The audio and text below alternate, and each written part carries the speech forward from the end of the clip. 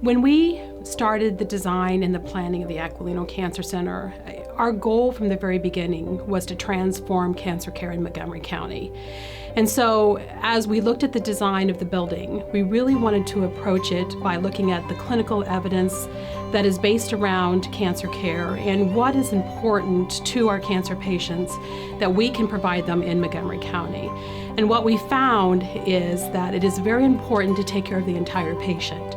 Not just the clinical side of their cancer that they're fighting, but also the psychosocial side, the support that they need, the support their family needs as they're going through this cancer journey. I had the privilege of meeting with Michael Aquilino and hear his story from him.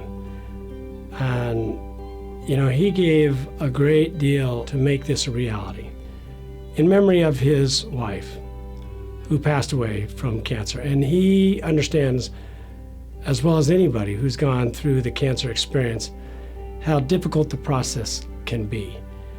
And wanted to make sure that every detail was thought of. So my mom was first diagnosed, I was only 15, and it was kind of unexpected.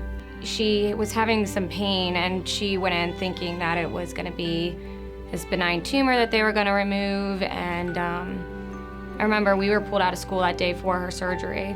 She had gone in just for pain in her abdomen, and they found a really large grapefruit-sized tumor.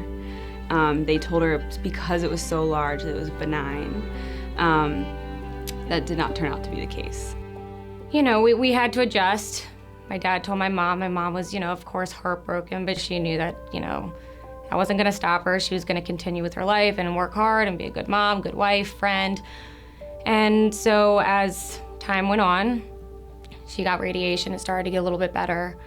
And then it came back in a different spot. I was 16 by the time she had passed away.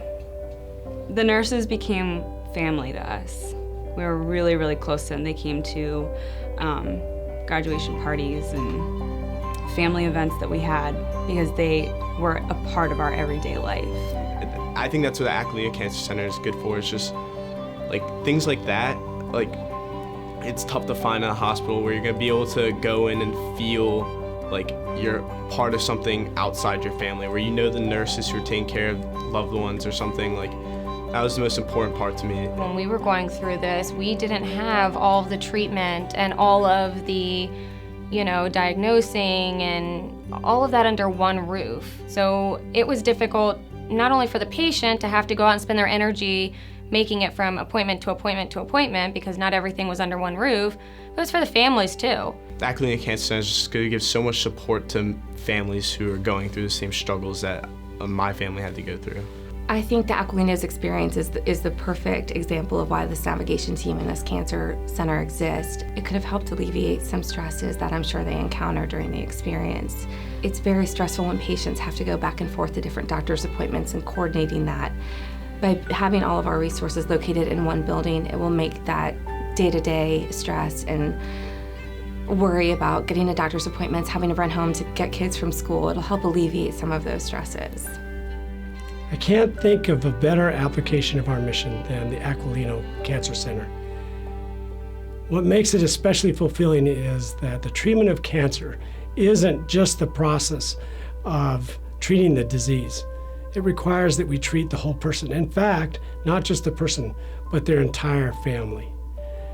Success means that people have found hope and that we have continued our mission just as we've done in the hospital, in the outpatient setting and throughout the whole course of treatment, where we're mindful of the physical needs, the mental needs, and the emotional needs.